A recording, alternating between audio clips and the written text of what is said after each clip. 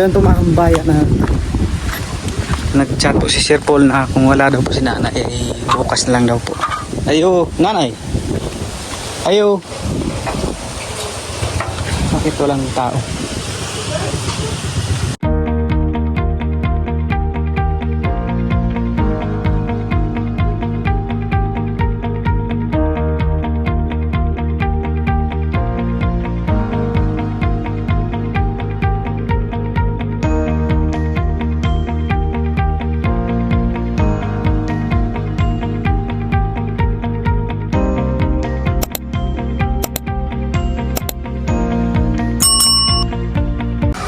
So ayan, magandang umaga po sa inyong lahat mga kababayan and welcome back ulit sa aking YouTube channel.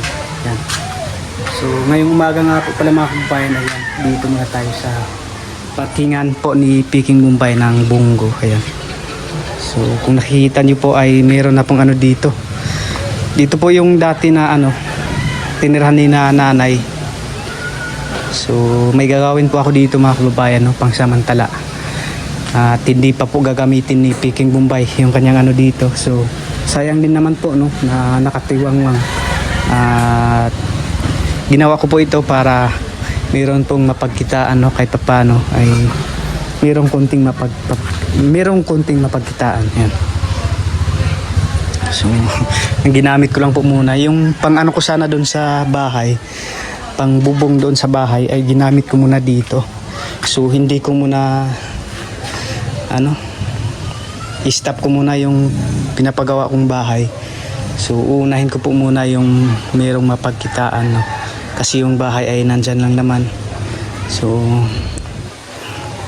okay lang naabutan ng ilang taon bago matapos. At least uunahin ko po muna yung meron tayong profit no. Kasi yung bahay ay hindi naman po tayo hindi tayo kikita. So dito po muna. So abangan nyo lang po mga kabayan kung ano yung gagawin ko dito. So ngayon ay nagwa-wirings muna ako no. So habang nagwa-wirings po ako mga kabayan, so ayun, nag-chat po si Peking Bombay kasi nandun po siya sa kanya yun mga kabayan. And then nag-chat siya sa akin na patingnan po si nanay kung nandyan lang ba sa bahay. So wala po mga kabayan. So nagtanong-tanong ako and then nagradyo. So ayan, at papunta daw po doon sa Langboy no. So ayan, at pupuntahan po muna natin ngayon at hanapin. At kunin na rin po natin mga kababayan no, kasi pupunta daw po ngayon sila Sir Paul dito. So bibisitahin po ni Sir Paul si nanay. So ayun, kung napanood niyo po sa live ni mga kababayan ni Sir Paul, ang gusto niya sana ay sininita ay dito pa muna no? dito muna kay nanay, saka na lang isama doon sa lalaki kung tapos na yung kasal at maging itin na rin si Ninita no? Pero wala din po tayong magagawa doon mga kabayan kasi yun nga, kagustuhan na rin po ni Ninita no? Kahit anong pakiusap namin. So ayaw niya talagang ayaw niyang kumalas doon sa kanyang mapapangasawa. Kaya yun, no choice no, kasi baka pang gawin niya dito no? Kaya ayun, sinama na rin po doon sa pinagtrabahuan. So ayan, at muna ako dito ngayon mga kababayan, maglalagay muna ako ng outlet dito. So abangan nyo na lang po no, kung ano yung aking gagawin dito. And then abangan na lang din po natin sila Sir Paul na darating dito. So ayan, at po muna ako dito mga kababayan. Tatapusin ko muna yung pag-wirings. So samahan nyo na lang po ako ngayon mga kababayan. So,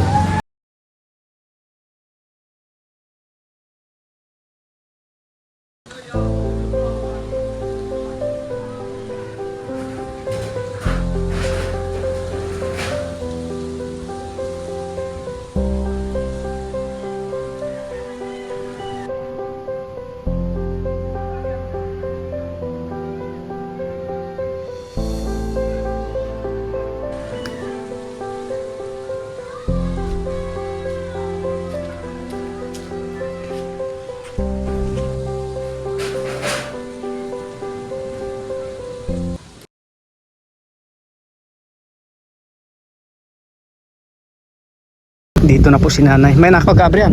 Kuno ka abri. So nag-chat po kasi si mga kabayan, Peking Bombay, kasi nandun po siya sa sakahan mga kabayan. Nag-chat na Kandis lugit. ipakuha si nanay kasi papunta po ngayon sila Sir Paul dito. Apas karas paman bisa pa. Asa unta mo madto nay? Nag Dito sa Langgoy. usa lang boy ako ang ako mais. So Para tanaw ko kung mahal. Ha? tinanong ko po kasi si nanay mga kabayan yung saan sana papunta. Kasi pag tingin ko dito kanina sa bahay ay walang tao. Sabi po ni nanay ay papunta daw sana doon sa Langgoy, kung saan doon nagtatanim po si nanay ng mais. Bibisitahin sana niya yung mais na kanyang itinanim po doon mga kabayan. So mabuti na lang at naabutan ko pa doon sa pamantawan doon kina Maylin. Kaya nakuha ko kaagad. Pangitos. Hindi pa daw nakapag si nanay dito. Nakay po ang mga bisita. Nakapaglinis. Iya, wag pa sa iba. So maligo daw po muna si nanay. Bili ko karon doon. Dito na pa sudang pagtarbahuan ko sa Ako yan doon.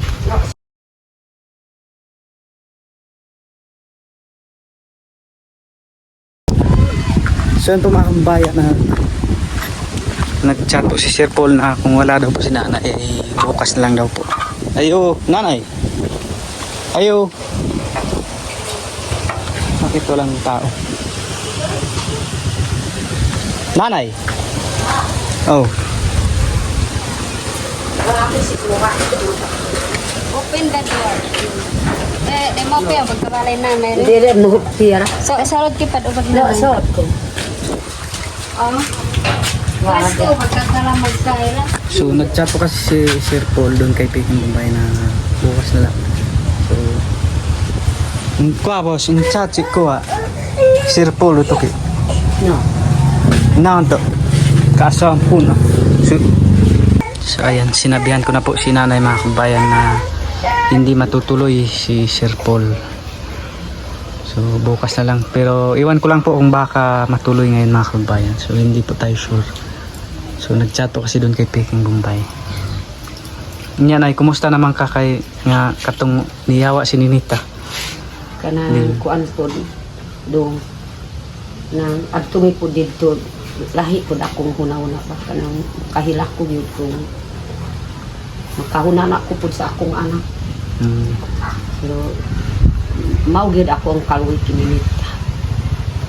Ay kanang nag-adtumi po dito. Na Nagbisita mo dito? Nagbisita mi. Ang istorya ni Nita kana lang tuan. Puso ang iyang puso saging ang iyang gulay ay lain. Wa pay mantika. May amo Sabado na gyud na naay sweldo tag 2,000 ang semana. Malaki na din. Naamay dako pud ang utang ni kuan duri. So yun po mga kabayan, kinumusta ko po si nanay nung simula nung umalis si Ninita dito, sumama sa kanyang mapapangsaw. Sabi po ni nanay, naiyak daw siya no, at binisita daw niya doon sa pinagtrabahoan ng kanyang asawa. At ayun, yung ulam daw niya ay Tatay kwatkin.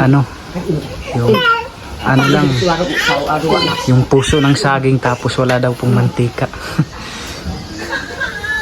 Nya, kumusta raman si Ninita dito na? Okay ra, wala rin siya nagkuan nga. Wala siya niingon nga mo diri sa mo puyo sa imuha. Kuan man pud kanang karon gyud Sabado gahapon Sabado. Ingon si Dori kun dili mo sugot akong amo nga dili gid makapuyo si akong asawa pud diri. Dito pud kang nanay. Kung kanang okay pud kung ukira pud siya man pud kay sil unyo kay wa man kanit nagkuan basig nag tawag na pud kay sil unyo na okay kung dili okay kung okay ang iyang amo di gid maka-eskwela ni Nita mag-module lang kung gusto man pud sa maestra ka nang mag-eskwela dun sa kuan itong module lang mas ni Nita di man musugot. Kaya ako gani magpauyon na ko kung sa istorya ni Nita. Kaya nagpirimas ni Nita ako pero kana po rin ko ang ni Nita. kanang okay po iyang bana kung mo eskwela pa mo module lang po siya. Pirin siya lang ka may motor. Wa ko as module po diri. So yan, tinanong ko po mga kababayan si nanay kung hindi ba nagsisi or sininita or hindi ba hindi ba naisipang umuwi dito dahil nga doon sa kanila daw ulam doon ay lang puso ng saging tapos walang mantika. Then kasi daw every week po kasi yung sahuran nila doon mga kababayan, every Sabado, and then nasa 2,000 daw mahigit yung sahod ng kanyang mapapangasawa, and then malaki din daw po yung utang. So sabi naman, tinanong daw din po ni nanay na si Jory kung ihatid lang daw niya dito kapag hindi papayag yung kanilang amo na doon muna si Ninita. Kasi yun nga, nasayangan nasayangan din si nanay na sa pag-aral ni Ninita, kaya nag-module na lang daw po mga kabayan si Ninita. So kung ano na lang daw yung sinasabi ni Ninita, so yun, sinusunod na lang din ni nanay. Makakita ko gyud sa hidaanan ni Nita. Murag makahila ko kung malingaw ko kanang dito ko gyud sa uma. Na malinita ko gyud gamay lang. Mga duha ra kas kuan minuto na murag na lipat akong hunaw-una. Pero kung makuan na po na dito ko sa uma, usahay gyud na kanang vlog ko. Sininita gyud akong masampit. Ako ang ipadilit pud kay kuan wanita. Ingon ko na dilita pud akong kuan imbis na nay akong sampit to ninita man pud akong masampit. So yun po mga kababayan, sabi po ni nanay na kapag nandun sila sa kanilang sakahan at kapag nakikita niya yung hinihigaan ni Ninita, ayun, parang niya, minsan talaga sa magulang ganyan talaga yung kanyang ma-remember natin. At minsan daw po tinatawag niya si Ninita doon sa kanyang vlog, hindi niya maiwasang matawag si Ninita, so pinadilit na lang daw niya kay Juanita. So ayun, kulaton lang nato si kuan ug or karon basig mo abot Kasi kung si sa Sir Paul. ilagan sa panahon. Sinabihan ko po si nanay na antayin lang natin kung baka darating ngayon si Sir Paul or bukas.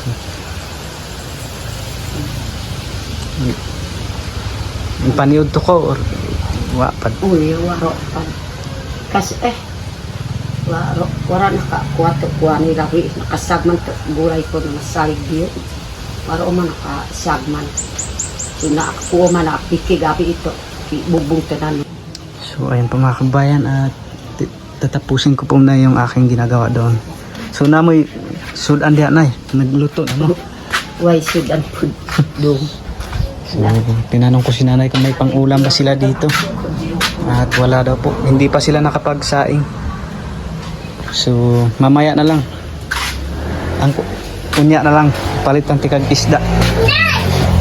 So bila na lang natin si nanay mamayang Sudan. Dili lang ito. Niud to. unya ng kuan gabi kay napamilakaw karon. Pang panihapon na lang ang sudan. Panihapon na. So yan, bibila na lang po natin mamaya si nanay ng pang-ulam mamayang gabi. Napigsakto Para- na nakato.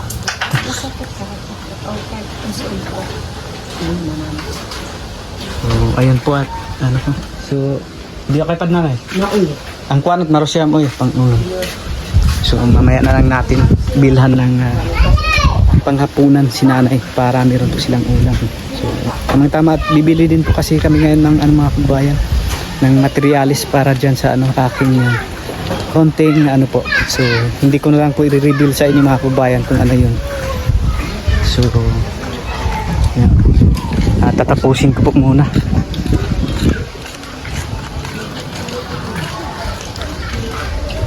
So So natapos na pong lagyan ng dito ng outlet yan. So, ito po. So nagpalagay din po ako kasi dito ng mga kababayan yung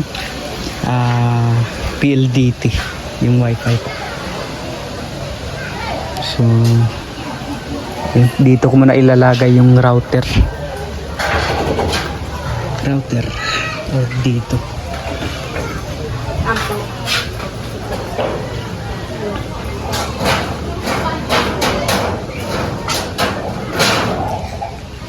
So yun po mga kababayan, at abangan nyo na lang po mamaya. So hindi po ako sure no, kung darating ba ngayon sila Sir Paul or bukas na lang po. So abangan nyo na lang po no. At mamaya ay bilhan natin si nanay ng pang-ulam ng isda no, para makainom sila ng sabaw. Pag mayroon tayong sobra dito sa ano, pambili ng materialis dito, so yun, makabili tayo ng isda. So yun, abang na lang po mamaya mga kababayan no, sa ating mga ganap dito.